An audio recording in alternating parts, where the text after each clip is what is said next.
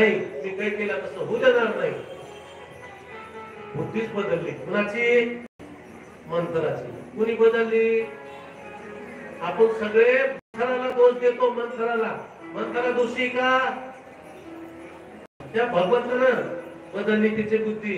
कर्तुम अकर्तुम शक्ती कोण आहे? भगवंत आहे. म्हणून कुणी कुणाला दोष देऊ नये. भगवंत फार मोठे. आबाळ आपल्याला इथं टेकलेलं दिसतंय. आबाळ कुठं टेकलेलं नाही. फुलं घेऊन गेली. जसे फुलं नेले तसे कैकेयीच्या हातात दिले. कैकेयीला मी झालं तसंच. आता कसं म्हणले माझ्या मुलं गादीवर नाही मग हे काय दिसते काय पत्र उचलायचं काय म्हणजे कुबुद्धी. पुन्हा मंथरा तिला शिकविला आहे. तुझ्या वडिलांनी मला कशासाठी पाठवले? तुझं सगळं पाहायला पाठवले आणि नाही. पुन्हा मंथरानं आठवण करून दिली. म्हणले इंद्राचं आणि दशरथ राजाचं युद्ध झालं. म्हणजे हो. त्यावेळेस म्हणले रथाचा आत मोडला होता. म्हणजे हो. मग त्यावेळेस तू हात त्या चाकात घातलास पण रथ पडू दिला नाहीस.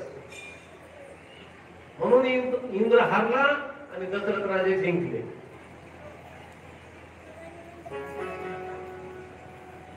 कोणता हात काढून घेतला? एवढा दशरथ 10 इंद्रियाचा पेट ठेवणारा पण थोडी माया गुंतला होता. म्हणून ती माया काढून घेतली म्हणून तो जिंकला. हे युद्ध आहे. तर रामायण सांगणारे फार त्रिपुटी सोडतात. काकडे महाराज आहेत पुढे. आणि झाली सकाळ. सकाळ झाल्यावर सगळे उठले, स्नान केले, गंध पुन्हा आता कार्यक्रम आहे. उठा उठा उठा उठा. सकाळ झाली. कोणी काकडा म्हणते, कोणी भोपळे म्हणतंय. उठा पांडुरंगा. सगळं गावात आनंद आहे. राजा दशरथाला आनंद झालेला आहे. आनंद झाल्यानंतर राजा दशरथानं प्रत्येक राणीच्या महालात गेले. कौशल्यानं ओवाळले, सुमित्रानं ओवाळले.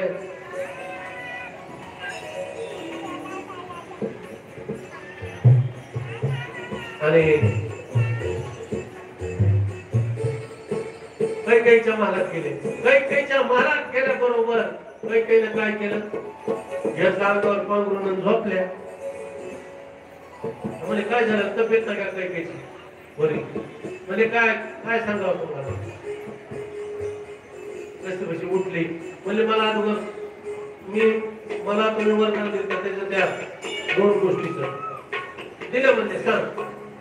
एका वरानं म्हणजे रामाला 2 वाजताला आपल्या जिल्ह्यात सुद्धा नाही. आपल्या जेवढं हत्तीच्या बाहेर.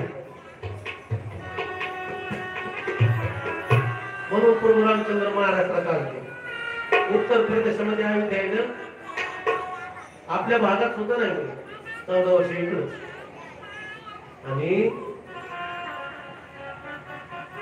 एका वरानं माझा भरत गादीवर बसवला. 10 दिशेने दशरथ राजा खाली पडले. चक्कर आली. तेवढ्यामध्ये प्रभू रामचंद्र आले. प्रभू रामचंद्राने विचारणा केली, चौकशी केली. आणि ठीक आहे म्हणते.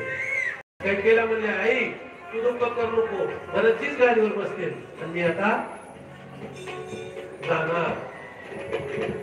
चला जाणार. आणि लागले. प्रभू रामचंद्राने सांगितलं